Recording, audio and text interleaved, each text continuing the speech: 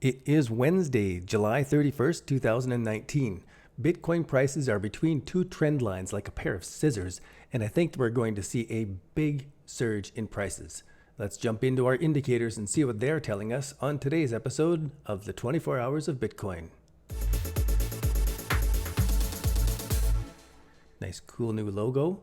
Let's check out our disclaimer. You can pause the video here to read through it, and we're going to jump right into the charts. This long-term uptrend I drew last week as prices were breaking down below this level.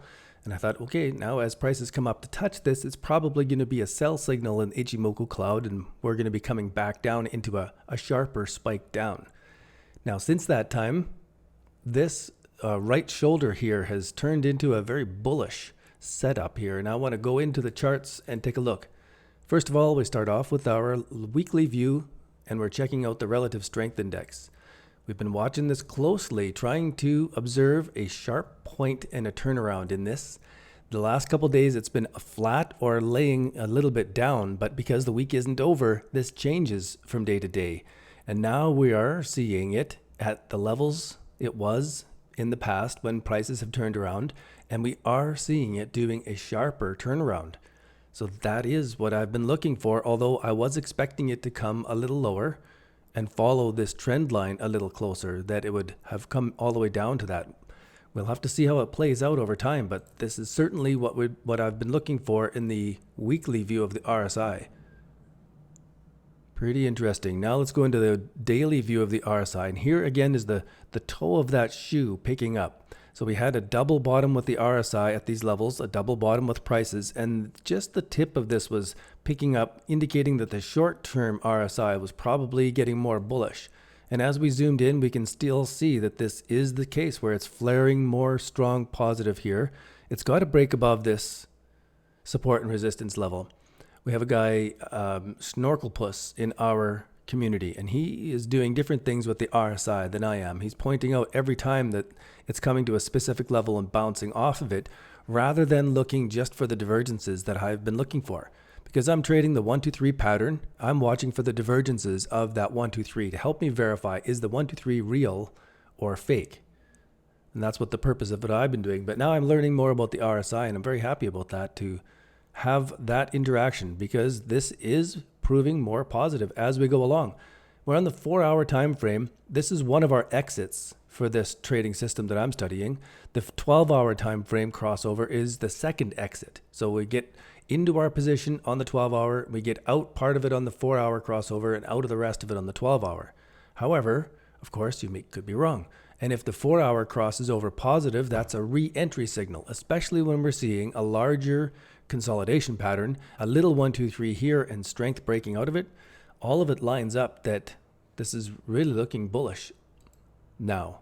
And the RSI is confirming all the way along here, but we have a divergence I wasn't expecting to see. I was expecting full bull on this, but here we have a divergence where we've got a double top in the RSI and higher highs. And since we're coming to this major long uptrend line, let's zoom in on the 1-hour time frame and the 30-minute time frame and the 5-minute time frame. Amazing how the prices have come up and hit this a couple times. Now they've come up above it actually. In the 1-minute time frame, we hit it, pulled back, and they're just breaking above. So this is where the surge for me is.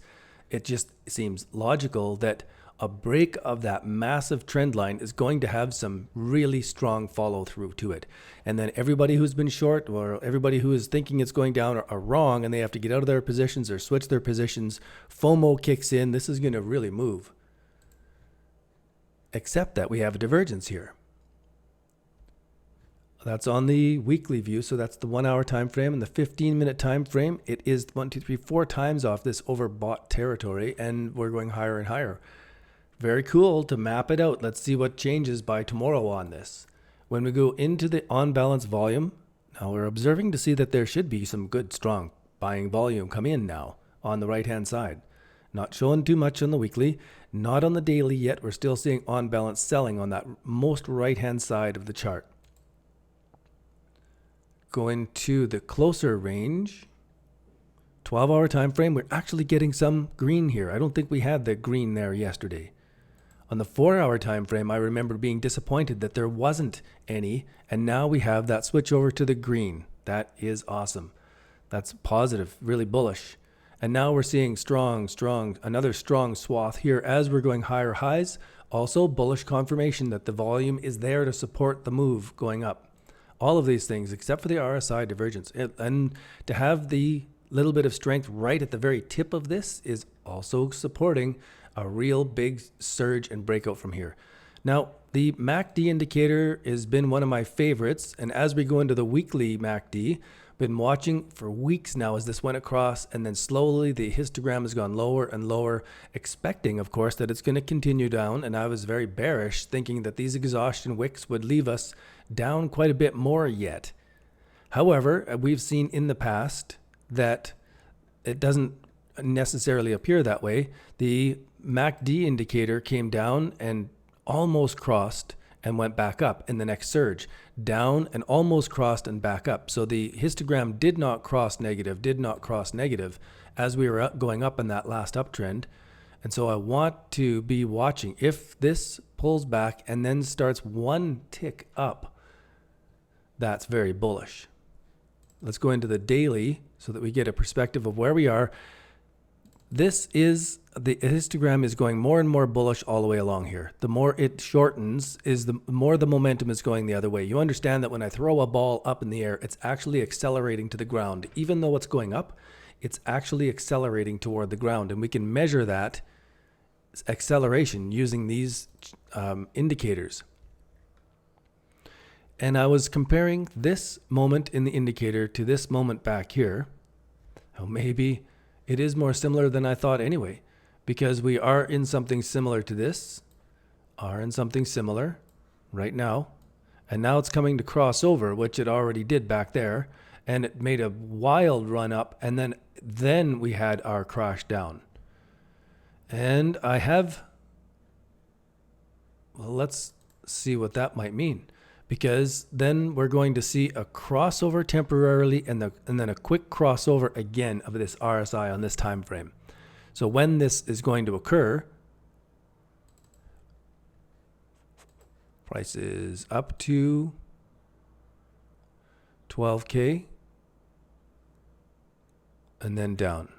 And we'll see this temporarily cross positive, and then we'll see it cross negative right at the top here. Cool. That's the 1-day relative strength index. On the 12-hour, we can see a cross here and a cross to the positive. That the crosses are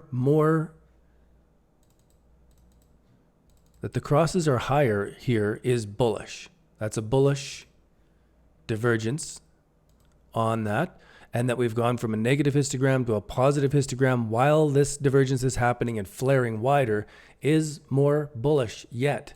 So that's a very good, strong confirmation that we're likely going to see that big surge up, maybe to the 12K. And we'll really watch this MACD indicator to see what it's going to do at that 12K level when we come up. Here again on the 4-hour time frame, across to the positive, across to the positive. This is flaring more positive. Really a good, and then the 1-hour time frame also supporting. It's not easing off here. The flare is getting wider as we go up here. This flare is increasing, showing that there's more momentum coming in right now. This is just taking off. That's why I'm thinking that we are going to get that big surge here coming right now. One thing that I'm interested in is that I went back to, let's grab a different chart so we get a picture. I went back to July the 10th and I rewatched videos there because on July the 10th, I did a video just before the break and just after the break. And I went and watched them both again to see what were the indicators telling us there. Was there something in that I missed the first time as I was going through that I could go back and, with hindsight, reevaluate it? And as I did that and watched through, I was kind of disappointed with the Ichimoku Cloud. It really didn't pick up on that turnaround at all on that time frame. So I'm going to go through it with a bit of a grain of salt, but continue to study it. So here on the weekly, it is still good. It's okay, but here in the weekly, it's still good. Like it's still bullish. It never did go bearish. On the daily, it did cross over to bearish. We have the blue line crossing over the red line. That's the conversion line over the baseline. Now the conversion line and the baseline in the Ichimoku Cloud work like an oscillator as well. The further apart they get, the more strained the market is, the more they want to come back together. So as soon as you see the blue line and the red line far apart, the market is strained and it's probably going to be going the other direction. So here we see this is strained, and we are at the blue and the red are as far apart as we've seen them anywhere on this chart, likely indicating that we're coming back up, and that this is, I may have been misreading this because we got a twist to the negative. It's below the cloud and we have the blue line below the red line. My observations were waiting for the blue line to cross the red line as a bullish instance, rather than maybe like an oscillator as it's starting to move towards the red line. That is important as well. So let's go on and continue observing this on the 3-month view. So we're looking at the 12-hour. We do have the crossover to the negative. It didn't go quite as wide. Now we have this 1, 2, 3 formation, but it's still negative and looking sideways for the Ichimoku Cloud on the 12-hour time frame. 4-hour time frame. Now we're getting that little cross of the blue over the red. It's coming up into the cloud, and we haven't had the twist to the positive yet. So I'm certain that on the 4-hour time frame, should this go up through the cloud, and I'm expecting it will, this is going to widen the cross and this will flip over. So what's happening after, like we're getting the other indicators telling us ahead of time that this is going, and this is not giving us leading advice. 1-hour time frame, it's already gone through. So when I get to the small time frames like this, it goes through, it comes back, it goes through, it comes back. It gets really, you get whipsawed a lot in this. And it may be good to say, okay, it's starting to go through. Do the other time frames go through? No, they don't. Well, okay, this isn't really valid yet. And we'll have to see. I'm losing a little bit of gumption here for the Ichimoku Cloud. I have to continue studying it yet.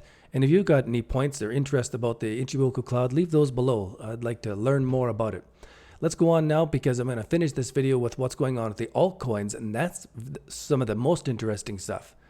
Because Bitcoin dominance hasn't gone up as Bitcoin is starting to show strength and going for a flare right now. The alts are holding their own. They're moving up and flaring with it right now. This would indicate if this is staying flat, the alts are keeping up with Bitcoin. And we can see that it's almost that case, but most of the alts now are starting to drop back from our alert status. They've dropped back a little bit.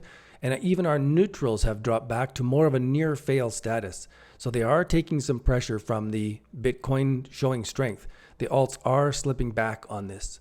Now, if you're interested in this, I want to go through what's showing here on Poloniex, because you can see the color coding where we've gone in July 10th as Bitcoin was topping.